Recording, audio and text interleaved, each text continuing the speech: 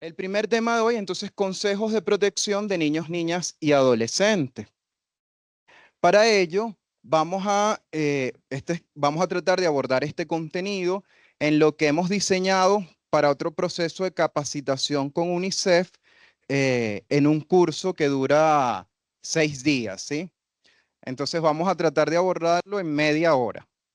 Lo que vamos a ver es el marco jurídico nacional e internacional que regula, por el que se rigen los consejos de protección de niños, niñas y adolescentes. Luego la definición y objetivos de los consejos de protección de niños, niñas y adolescentes, las características de estos órganos administrativos de protección, las atribuciones y competencias, las distorsiones más comunes que existen en relación a los consejos de protección, las actuaciones, no solo desde quien está en los consejos de protección, sino del resto de actores del sistema de protección, de lo que le piden, le solicitan frecuentemente a los consejeros y consejeras de protección que no entran en el marco de sus atribuciones y competencias. Y luego vamos a ver las relaciones de los consejos de protección de niños, niñas y adolescentes con el resto de entes, órganos y servicios que conforman el sistema rector nacional para la protección integral de niños, niñas y adolescentes. Y esto último es de especial trascendencia porque pareciera que nos vemos solamente desde el órgano, el ente o el servicio al que pertenecemos, pero no nos terminamos de ver como un todo. Cada vez que uno en una capacitación hace un ejercicio de relacionamiento de algún órgano con el resto del sistema, bueno, ahí puede pasar hasta 1 hora o 2 horas tratando de intentar ver cuál es la relación que puedo tener como consejo con el IDENA, con el Ministerio Público, con los tribunales de protección, con las defensorías de niños, niñas y adolescentes y con las entidades de atención. Entonces vamos a hacer un pequeño abordaje sobre este último punto también. Marco jurídico nacional e internacional. Bueno, lo primero, la Convención sobre los Derechos del Niño. Creo que no sabemos un poco los antecedentes. Recordemos que una convención es un acuerdo de voluntades concertado entre sujetos de derecho internacional destinado a producir efectos de derecho y regidos por el derecho internacional. Es decir, los estados se pusieron de acuerdo, que son sujetos de derecho internacional público, en legislar a nivel internacional sobre un instrumento jurídico que de alguna u otra manera reconociera derechos a los niños, niñas y adolescentes. Este instrumento sabemos que se aprobó en el año 1989 y fue ratificado luego en 1990. La convención tiene una nueva filosofía, ordena a los estados partes o obliga a los estados partes que la ratifican digamos, dos grandes obligaciones generales.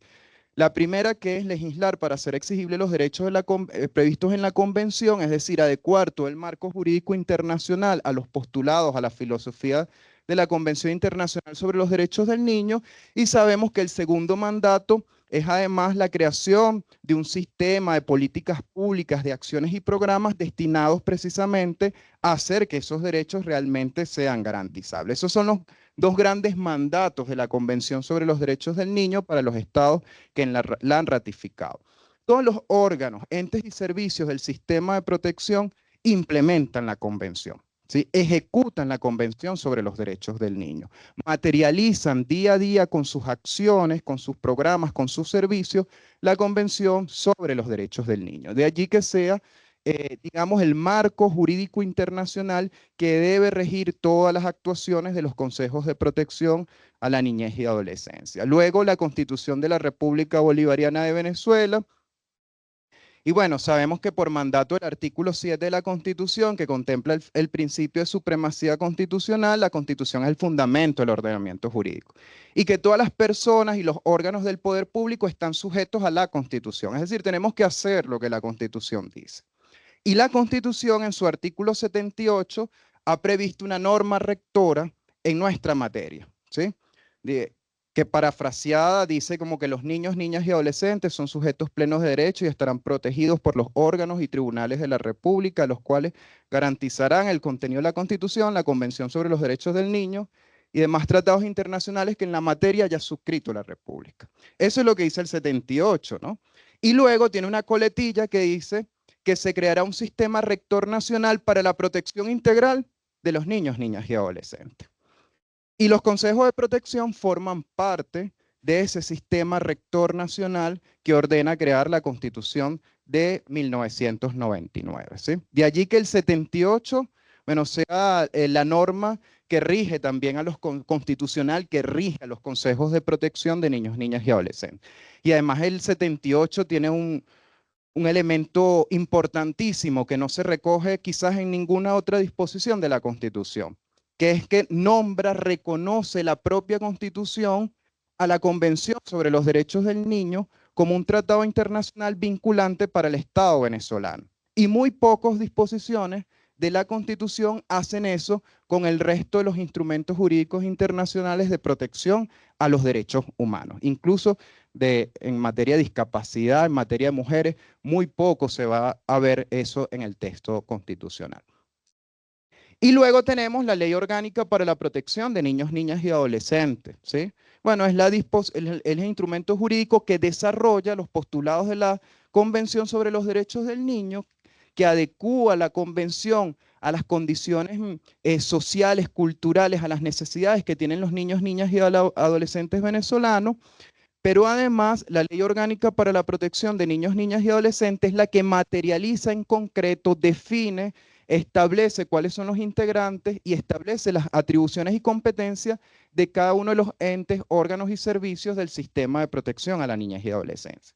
Y entre esos órganos a los cuales da vida, define, establece atribuciones, establece el régimen funcionarial, el régimen de actuación, están los consejos de protección de niños, niñas y adolescentes. Luego la Ley Orgánica de la Administración Pública, porque los consejos de protección, cuando veamos más adelante, son órganos administrativos, ¿sí? Y la Ley Orgánica de la Administración Pública, en su artículo 15, me define que son órganos, entes, y luego hay una disposición que dice misiones, pero nosotros nos quedamos con la definición de órganos administrativos previsto en la Ley Orgánica de la Administración Pública, y hay algunos deberes de actuación que también son aplicables a los consejos de protección.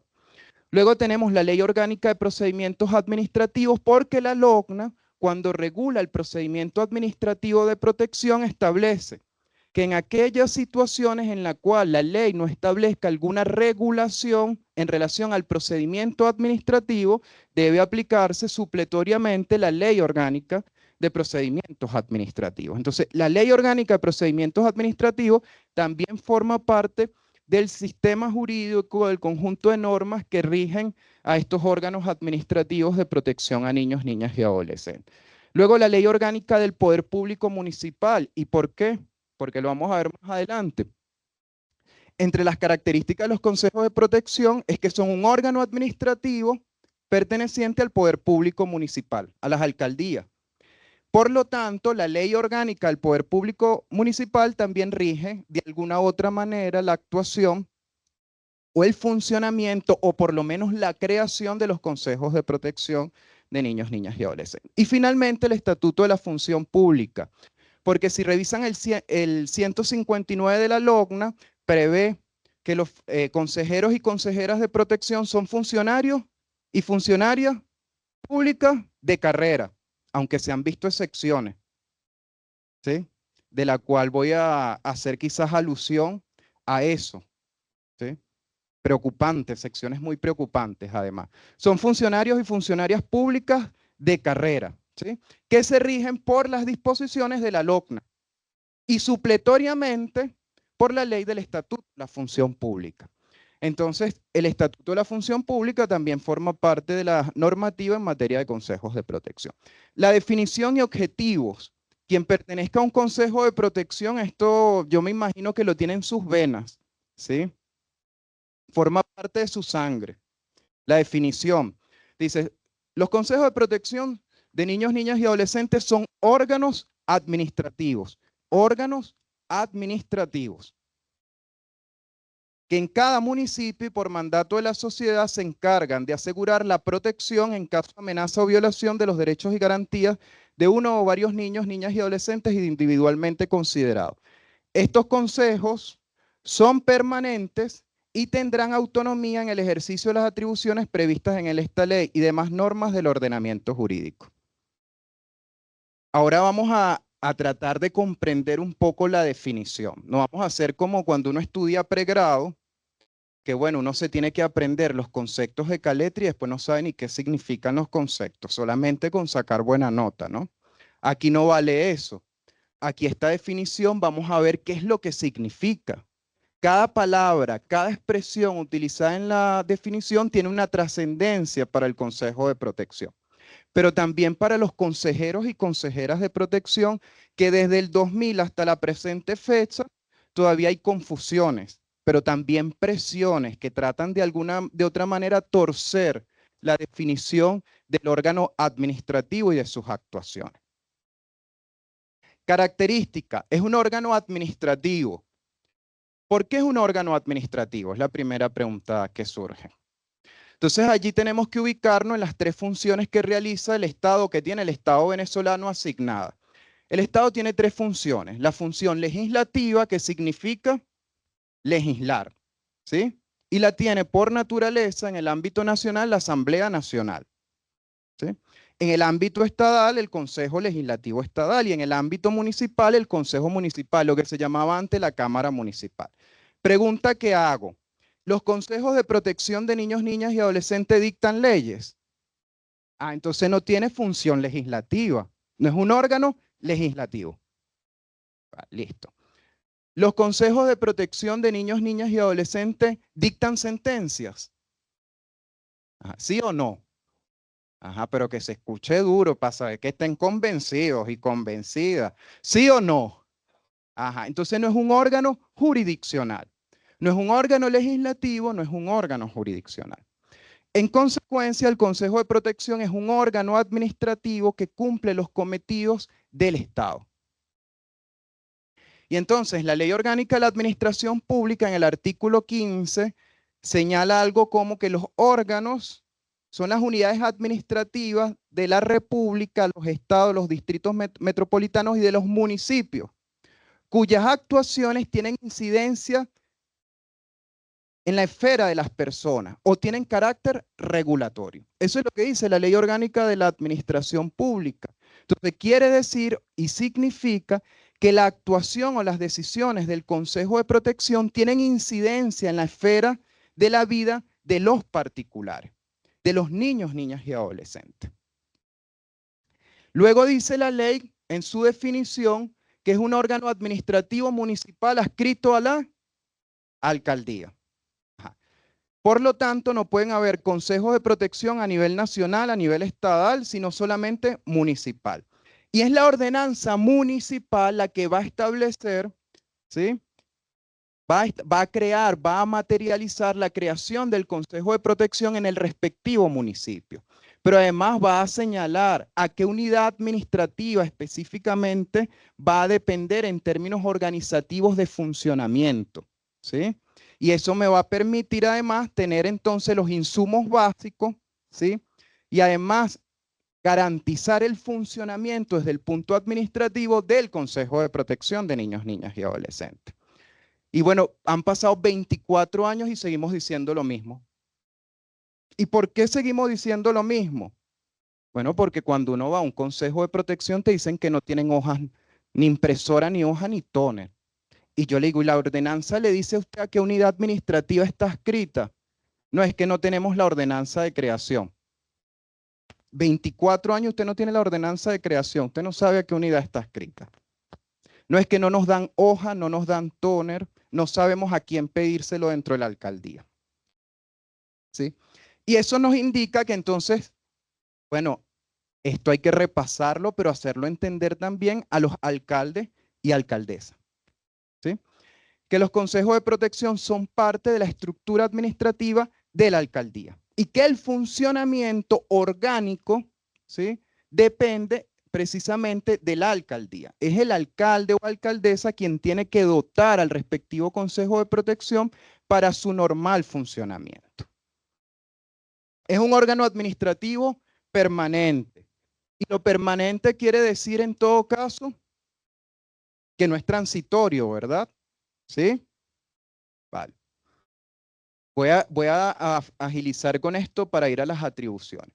Es una autoridad del poder público Sí, lo decíamos anteriormente que en caso de los consejeros de protección son funcionarios y funcionarias públicas que además dependen del poder público municipal, específicamente del poder ejecutivo y administrativamente están adscritos a las alcaldías. Pero además las actuaciones, las decisiones de los consejeros y consejeras de protección tienen incidencia en la esfera y vida de los niños, niñas y adolescentes. Es un órgano administrativo que ejerce el poder público por mandato de la sociedad. Y bueno, esto tiene que ver con las características, formas de selección de los consejeros y consejeras de protección, que en principio entendemos que han sido propuestos, ¿sí?, por una Asamblea de Ciudadanos y Ciudadanas que conocíamos nosotros cuando participamos en la LOCNA de 1998 como el foro propio. Y eso fue todo un debate complejo, ¿no?, de qué era el foro propio, a qué se asimilaba, cómo se elegía el foro propio y cómo se convocaba. Luego en la LOCNA de 2007 se sustituye por Asamblea de Ciudadanos y Ciudadanas, ¿sí?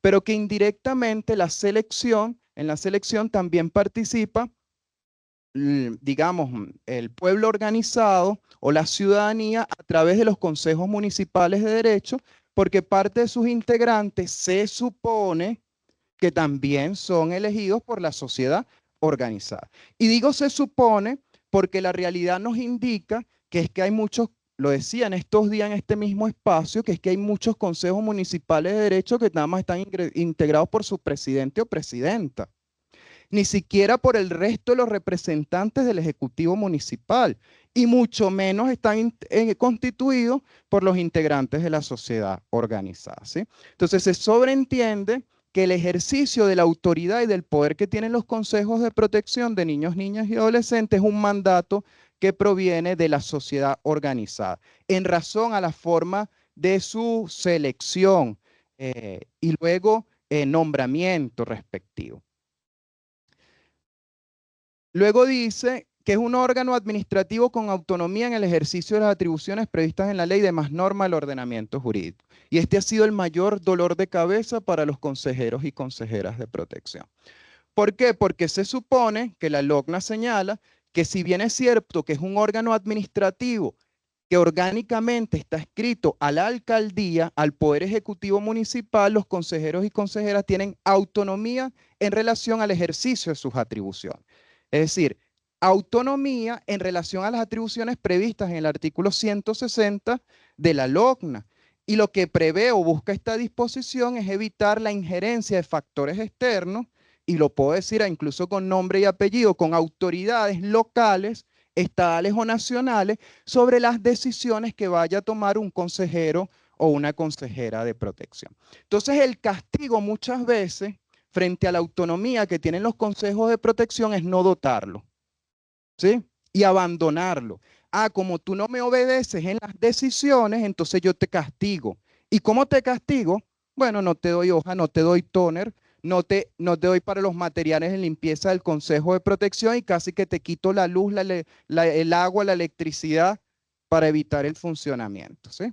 Entonces esto ha sido también uno de los grandes temas desde la entrada en vigencia de la LOCNA del año 2000 hasta nuestros días, ¿sí?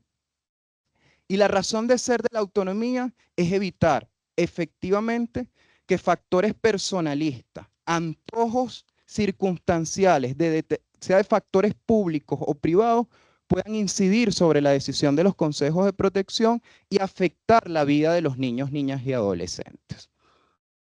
Es un órgano que se encarga de asegurar la protección de los derechos individuales de los niños, niñas y adolescentes. Y esto, aunque también parece rayado, ¿sí?, uno pregunta muchas veces la diferencia entre derecho difuso, colectivo e individual, y todavía hay dudas sobre la distinción, ¿sí? Recordar, bueno, que en todo caso protege los derechos o intereses de uno o varios niños, niñas y adolescentes individualmente considerados. Es decir, sabemos con nombre y apellido cuál es ese niño, niña o adolescente cuyos derechos han sido afectados o se encuentran en peligro. Si es determinable, es cuantificable. Esa es la definición en todo caso de derechos individuales. Algunos distinguen entre derechos individuales e intereses individuales. Hay sobre todo una controversia en el marco de la doctrina constitucional y administrativa sobre estas nociones o conceptos. Y luego es un órgano administrativo que solo actúa ante la amenaza o violación de los derechos de los niños, niñas y adolescentes individualmente considerados. Y recordemos que entonces actúa en dos situaciones. Esto hay que recordárselo sobre todo a quienes no son consejeros y consejeras, que pretenden muchas veces pedirle medidas a los consejeros de protección y no hay ni amenaza de derechos ni violaciones de derechos.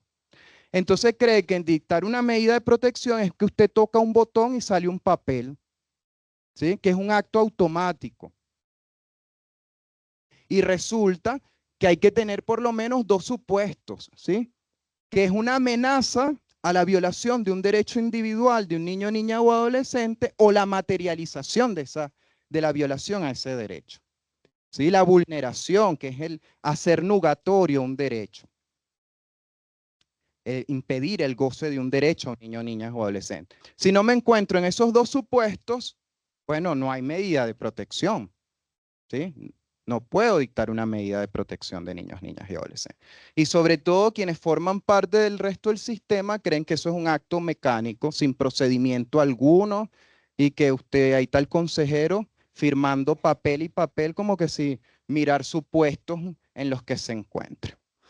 Atribuciones relativas, ok. Entonces, en materia de atribuciones y competencias, están previstas en el artículo 160 de la LOCNA, son atribuciones o competencias, que es una lista cerrada de materias, es decir, no se trata de una lista abierta que permita otras atribuciones o competencias, sino exclusivamente las previstas en el 160 de la LOCNA. Entendemos, hay una definición, o hay diferencias en lo que debemos entender por competencia y atribución. En el campo del derecho público se dice que la competencia es lo genérico, la atribución es lo específico. Luego hay unas reglas que regulan la competencia, ¿sí? Que son materias de orden público, que cuando se tiene una competencia hay una obligación de ejercer la competencia por parte del órgano que se tiene, y luego hay una clasificación de la competencia por materia, competencia en razones personales, es decir, en relación a la persona, competencia en relación a la cuantía, pero que no es aplicable en los consejos de protección de niños, niñas y adolescentes, y competencia en razón del territorio. Yo no voy a entrar en esto porque además cuando vean el procedimiento administrativo seguramente van a abordar el tema de cuándo un consejo de protección es competente para conocer, ¿sí? Nosotros nos quedamos solamente con la competencia en razón de la materia, es decir, cuáles son esos asuntos que le corresponde conocer a los consejos de protección de niños, niñas y adolescentes. Estas atribuciones, la literatura, la doctrina, suele como clasificarlas metodológicamente en atribuciones relativas a las medidas de protección de niños, niñas y adolescentes. Ya hablar de las medidas de protección es toda una mañana, ¿sí? Por lo complejo de la temática. En todo caso, recordar que las medidas se encuentran definidas en el 125 de la LOCNA, ¿sí? ¿Qué entendemos por medidas de protección según la LOCNA? Ajá. Son órdenes, decisiones emanadas de la autoridad competente, ¿sí? En caso de amenaza o de situaciones de amenaza o violación de los derechos de uno o varios niños, niñas y adolescentes individualmente considerados, ¿sí? Y que tienen por objeto preservar o restituir esos derechos, ¿sí? Esa es la finalidad de las medidas de protección.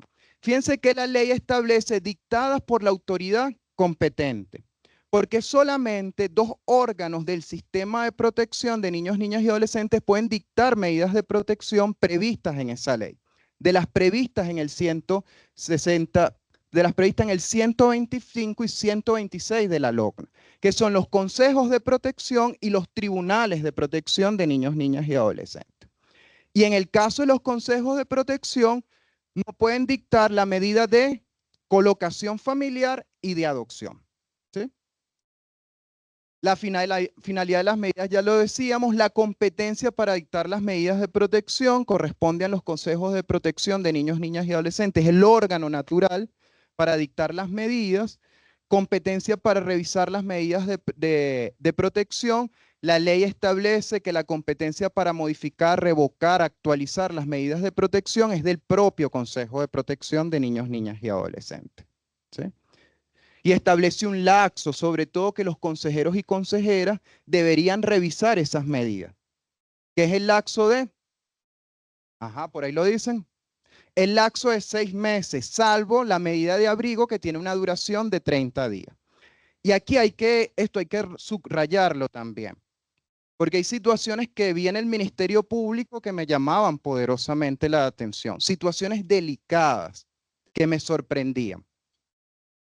Si usted ha dictado la medida de abrigo y la medida de abrigo está vencida, usted no puede renovar la medida de abrigo.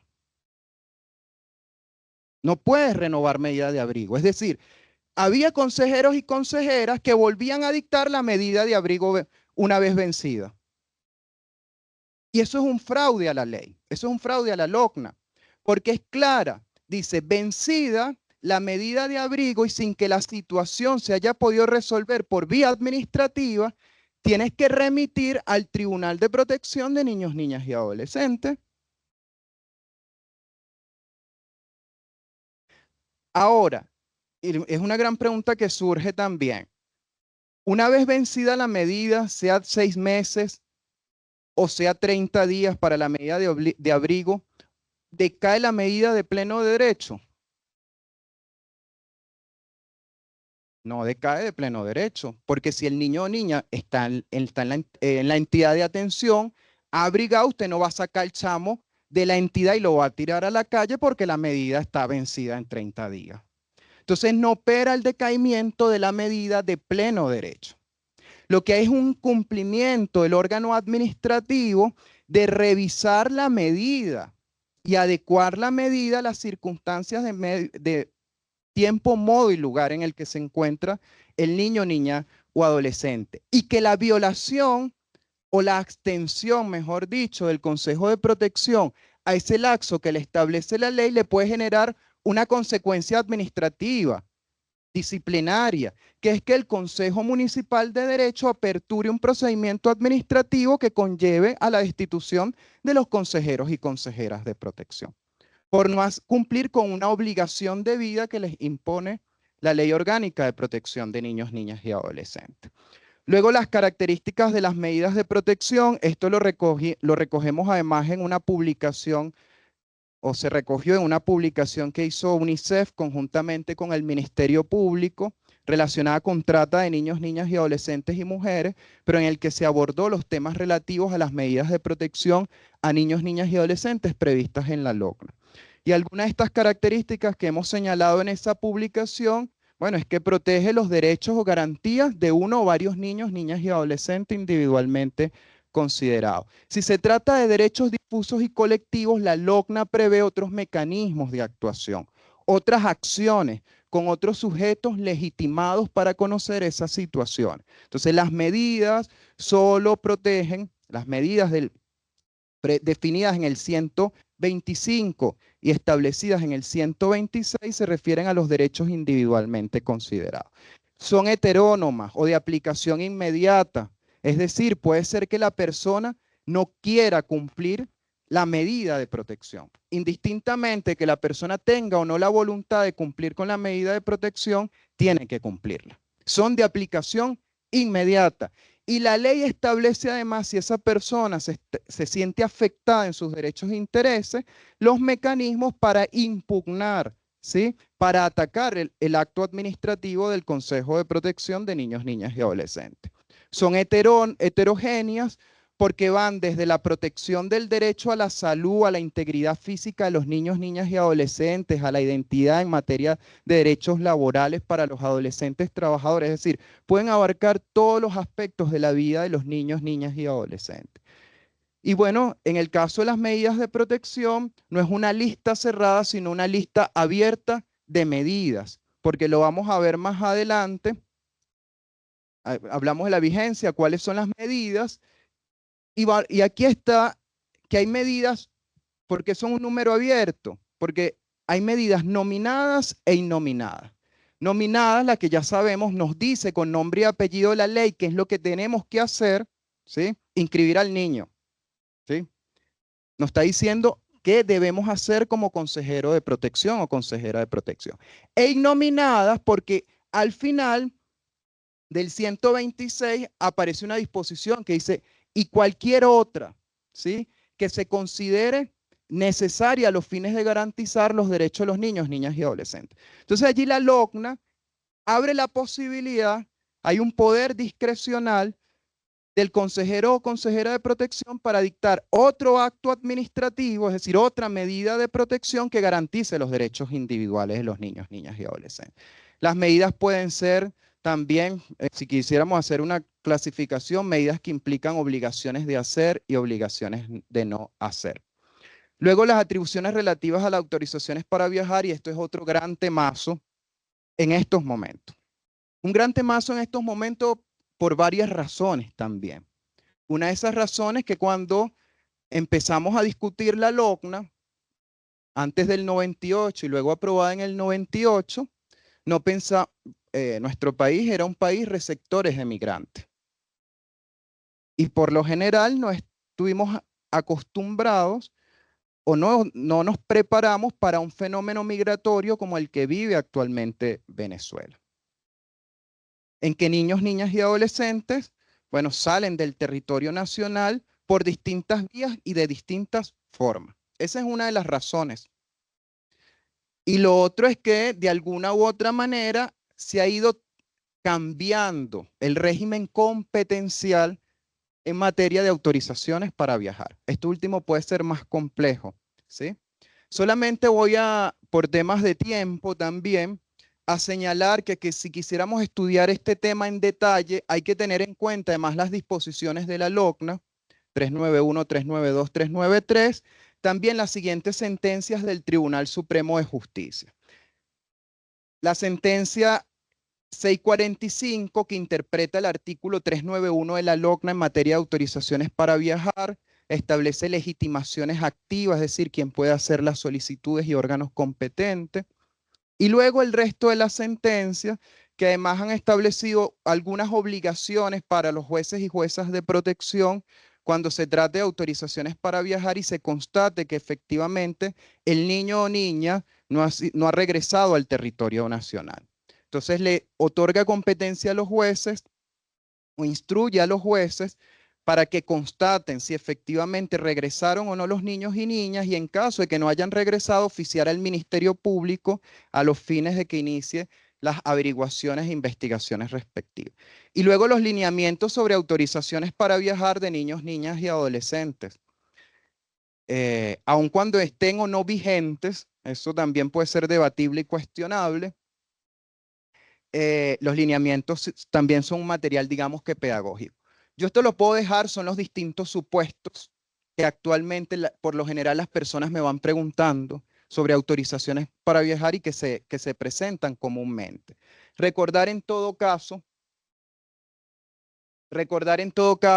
que el Consejo de Protección no puede suplir la voluntad de mamá y papá, ¿sí? Si papá y mamá no están, no puede suplir la voluntad de papá y mamá para otorgar autorizaciones para viajar.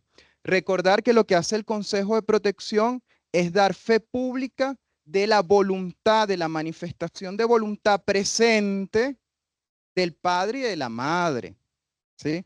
Presente. Y digo presente porque en la lámina anterior está el supuesto de los llamados poderes, que sabemos que no podemos otorgar autorizaciones para viajar con poderes generales o especiales. Y el tercer elemento que debemos tener presente, que no se nos debe olvidar, es que cuando haya discrepancia de papá y mamá sobre la autorización para viajar, eso tampoco es competencia del Consejo de Protección, sino de los tribunales de protección de niños, niñas y adolescentes. Y que hoy en día podemos afirmar que es una competencia concurrente entre varios órganos del sistema de protección. Sobre todo, cuando digo órganos, me refiero a los tribunales y a los consejos de protección de niños, niñas y adolescentes. Porque ha habido, a través de la interpretación de las disposiciones, una ampliación de las competencias de los tribunales para conocer prácticamente cualquier supuesto en el que se requiera una autorización para viajar de niños, niñas y adolescentes. Luego, las atribuciones relativas a las autorizaciones para trabajar y registro de adolescentes trabajadores. Esto yo imagino que lo conocemos. Recordemos que la LOCNA, acogiendo a lo establecido en la Convención sobre los Derechos del Niño y a los tratados en materia de la OIT en materia de adolescentes, perdón, en materia de niños, niñas y adolescentes trabajadores y peores formas del trabajo infantil, estableció que en Venezuela se permite el trabajo a los adolescentes y las adolescentes, ¿verdad? ¿A partir de qué edad? Ah, chévere, vamos bien. Ya tienen el certificado, la mitad del certificado. 14 años, ¿sí? Y excepcionalmente, ajá, ajá, vale. Y excepcionalmente para aquellos adolescentes de 12 y 13, ¿sí? Y excepcionalmente para niños y niñas en actividades artísticas. Esas son las excepciones, ¿verdad? Entonces, la ley estableció que los consejos de protección pueden otorgar autorizaciones para trabajar, ¿sí? En el caso de los adolescentes de 12 y 13, de los niños y niñas en actividades artísticas. Ojo, en actividades artísticas, ¿sí? Pero además tiene competencia para llevar el registro de adolescentes trabajadores, cuya data debe ser enviada anualmente al Ministerio del Poder Popular para el Trabajo. Yo supongo que lo hacen, ¿no? Ya, ok. Luego hay unas atribuciones relativas a las solicitudes y pedimentos a otros órganos e instituciones públicas. Tienen que ver, bueno, con eh, denuncias ante el Ministerio Público que supongan, sobre todo, constaten la comisión de un hecho punible. Yo ahí tengo una recomendación, sobre todo más allá de lo establecido en la ley, porque la ley puede ser, hay un artículo que puede dar a situaciones que de alguna manera desprotejan derechos, dice cuando el Consejo constate en el marco del procedimiento administrativo. Yo más bien recomiendo, si hay la presunción de la comisión de un hecho punible, ¿sí? No constate efectivamente. Póngase en contacto con el Ministerio Público, ¿sí? Para que el Ministerio Público pueda realizar, como el titular de la investigación penal, ordenar las diligencias y realizar las actuaciones necesarias, ¿sí? Luego solicitar la declaratoria de privación de la patria potestad. Sabemos que es la patria potestad, sabemos que es el conjunto de derechos y deberes que tiene el padre y la madre en relación con los hijos e hijas que no han alcanzado la mayoría, ¿sí? Y que además la patria potestad hay unas causales para privar. La ley establece dos supuestos, privación y extinción, ¿sí? La privación es temporal, ¿sí? En cambio la extinción no. Y establece unos supuestos de privación de la patria, temporal porque puede ser restituida luego de los 2 años contados a partir del momento de la publicación de la sentencia que privó de la patria potestad. Por eso digo que es temporal. Y hay unos supuestos previstos en la ley. El abuso sexual a los hijos e hijas, que sea el padre o madre connivente en la explotación del hijo, incumple los deberes inherentes a la patria potestad, incumple con la manutención. Hay un montón de supuestos en la ley, ¿no? Que además son supuestos cerrados, no es una lista abierta de supuestos, no puedo meter allí otros que yo crea conveniente y a mi antojo.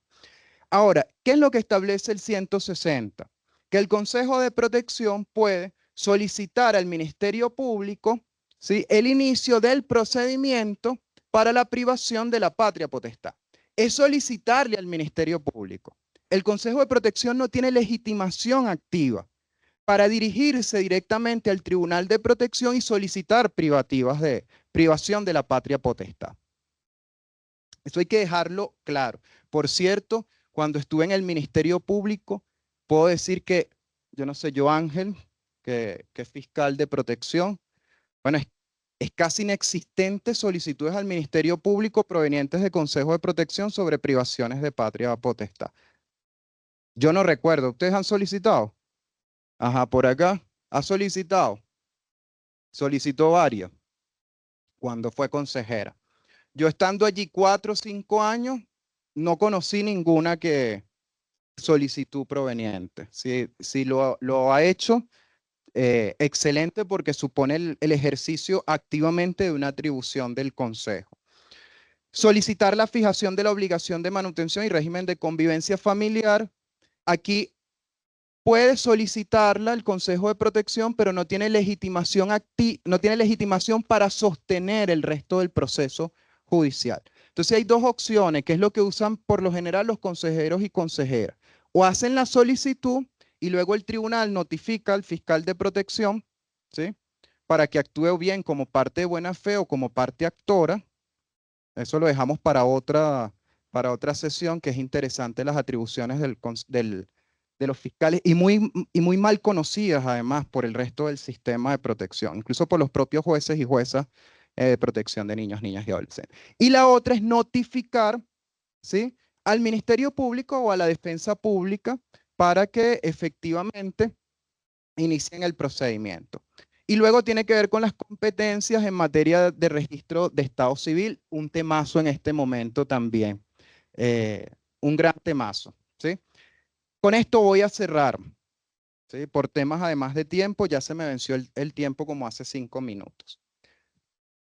Pero lo quiero aprovechar porque sé que aquí hay consejeros de derecho, fiscales, ¿sí? Y esto, Defensoría del Pueblo, a lo mejor la defensa pública, y esto es bueno abordarlo, ¿sí? Porque uno ve cada cosa y cada solicitud que uno se queda sorprendido. Los consejos de protección no crean ni ejecutan programas de protección y atención a los niños, niñas y adolescentes. Los programas están perfectamente definidos en la LOCNA, ¿sí? Son un plan o proyecto ejecutado por personas naturales o jurídicas o entidades de atención en materia de capacitación, formación, fortalecimiento de vínculos familiares o reinserción de los niños, niñas y adolescentes u otros, dice la LOCNA, ¿sí? Pero los consejeros y consejeras, lo voy a decir con estas palabras muy coloquiales, no están para desarrollar un programa de pintacaritas todos los días. Esa no es la función del Consejo de Protección. Entonces usted ve consejeros y consejeras de protección pintando caritas en cada actividad pública que se vaya a realizar. Y entonces las medidas de protección vencidas, va la Defensoría del Pueblo, a las entidades y las medidas vencidas. ¿Por qué? Porque usted está pintando carita. ¿Sí? Entonces, los consejos de protección no son programas, son un órgano deliberativo, ¿sí? Son un órgano administrativo que dicta actos administrativos. Entonces, su función es dictar medidas de protección, básicamente. Ajá, y para allá vamos. Eso es, a pesar de los 24 años de vigencia de la LOCNA, este sigue siendo una de las situaciones más encontradas. Entonces, convocan a los consejos de protección a mesas técnicas o reuniones interinstitucionales para hacer abordajes de niños, niñas y adolescentes en situación de calle. Los consejos de protección no son policías ni son educadores y educadoras de calle. No tienen por qué salir con el resto del sistema de protección de niños, niñas y adolescentes a dictar las medidas de protección cuando se encuentre un niño o niña adolescente en situación de calle. Para eso tiene que crearse un programa, ¿sí?, que atienda a niños, niñas y adolescentes en situación de calle. Y cuando detecten al niño o niña adolescente que se encuentra en esas condiciones, se procede a notificar y trasladarse al Consejo de Protección para que dicte la respectiva medida de protección que crea conducente en ese momento. Mire, porque es más eficaz, porque estamos todos juntos y juntas y nos vemos mejor. La contundencia del Estado venezolano. No, si usted quiere hacer eso, modifique la LOCNA, ¿sí? Reforme la LOCNA. Pero nosotros debemos regirnos por un principio que es el principio de legalidad, ¿sí? Y el principio de legalidad nos establece cuáles son las obligaciones y atribuciones tasadas de los consejos de protección de niños, niñas y adolescentes. Pero además hay otra consecuencia. Imagínense que en esos operativos, y hay que ponerle el foco también porque no son un programa, son un operativo, ¿sí? Imagínense que hay una violación de derechos y usted está ahí como consejero de protección. ¿No se supone que usted es el que tiene que restituir ese derecho violado por esos sujetos que intervinieron? Es si usted mismo intervino en el órgano que debe restituir, está violando los derechos. Si algo sale mal, para no colocar ejemplos de muchos detalles, ¿no? No ordenan detenciones ni aprehensiones.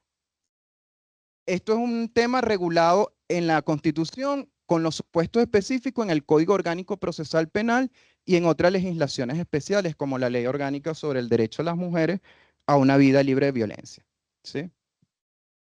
Y los consejos de protección no pueden dictar medidas de colocación familiar ni hacer entregas directas de niños, niñas y adolescentes. No pueden hacer entregas directas